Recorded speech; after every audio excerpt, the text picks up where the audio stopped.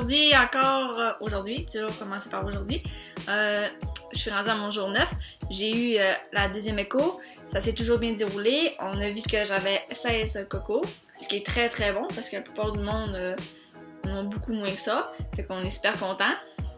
Mauvaise nouvelle, c'est qu'en fin de semaine on allait au chalet et il va falloir que j'aille à l'hôpital samedi encore pour une écho et une prise de sang. Ça fait que une nuit de moins pour le chalet. C'est plate, mais qu'est-ce que tu veux, c'est la vie. On va arriver plus tard, puis pas le choix si on veut faire un petit peu B. Sinon, ça va super bien, j'ai pas mal au ventre, mon humeur va bien, je suis pas fatiguée. J'ai juste plein de bleus ici. Je sais pas comment ça va être samedi pour qu'ils continuent de se piquer, ça commence à faire mal. Aujourd'hui, on m'a donné encore une piqûre de plus. Celle-là, il faut que je me donne le matin. Puis, elle sert à ce que les ovules... Excusez.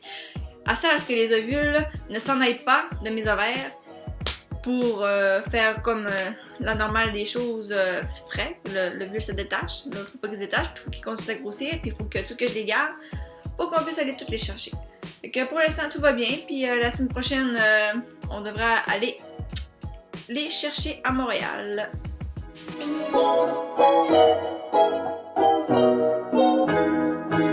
Allô, aujourd'hui on est allé faire notre dernier écho. Ben je suis toujours on, mais je suis allée faire le dernier écho. Et tout était beau. La prise de sang a dit que mes hormones étaient un peu hautes. Alors on sait pas s'ils vont pouvoir mettre de l'embryon tout de suite à cause de ça. Peut-être qu'il va falloir qu'on fasse baisser les hormones dans mon sang avant. J'avais beaucoup de cocos, des petits, des gros. Au moins des gros, j'en avais 6. Alors, ils ont décidé que mercredi, on allait...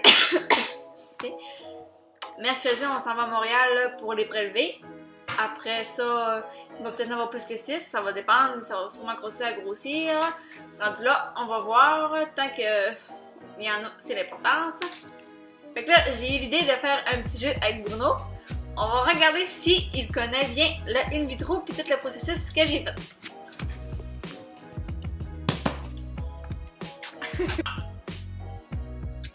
Bon.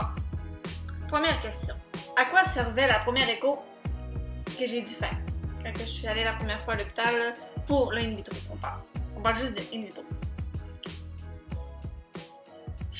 À quoi servait ta première? Ouais, pourquoi fallait que je fasse?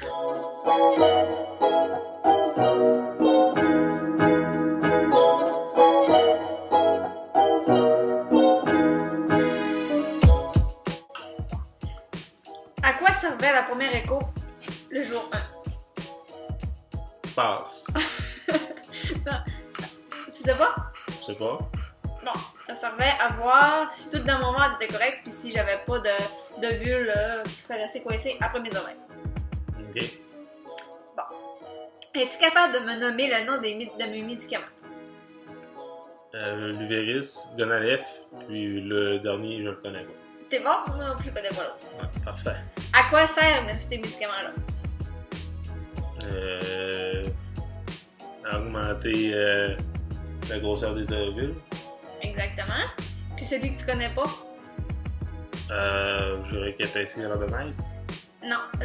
Celui que je me donne le matin, ça sert à ce que les ovules s'en aillent pas de les ovaires. Pour provoquer l'ovulation. Après ça, pourquoi avoir des échos et des prises de sang aussi souvent qu'aux 2 jours? Ben, pour s'assurer leur croissance puis pas de passer avoir le bon moment pour avoir la ponction d'ovule. C'est bon. Puis c'est aussi pour surveiller l'hyperstimulation. Pour pas qu'il m'arrive quelque chose. On a du fun! On a du fun! Après ça, quelle est la grosseur d'un ovule quand il est prêt? Regardez ce qu'ils disent, à quelle grosseur qu'ils disent OK, c'est prêt. 2 cm par 2 cm, ouais. Exactement. 20 cm, pas 20 cm, 20 mm, c'est vraiment la grosseur parfaite. Ça peut être plus petit, mais il ne faut pas que ça dépasse ça. Habituellement, c'est 20 mm. Après ça, à quoi va servir la piqûre que je vais m'injecter dans la fesse une fois qu'on va dire qu'on peut mettre l'embryon? Ben, je sais pas à quoi ça va servir exactement, là, mais ça va être là que tu vas être enceinte, si on veut.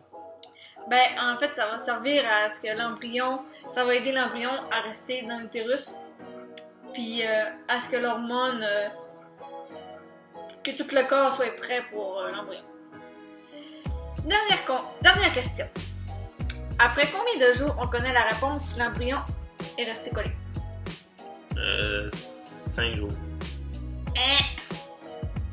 J'ai une deuxième chance? T'as une deuxième chance. 8. Et une troisième chance? 10. Oui! On va savoir après 10 jours comment ça va fonctionner. Si ça a fonctionné ou pas. 10 jours plus tard, on va à l'hôpital, ils prennent une prise de sang et on le sait. Parfait, je suis prêt pour ton prochain quiz. C'est tout!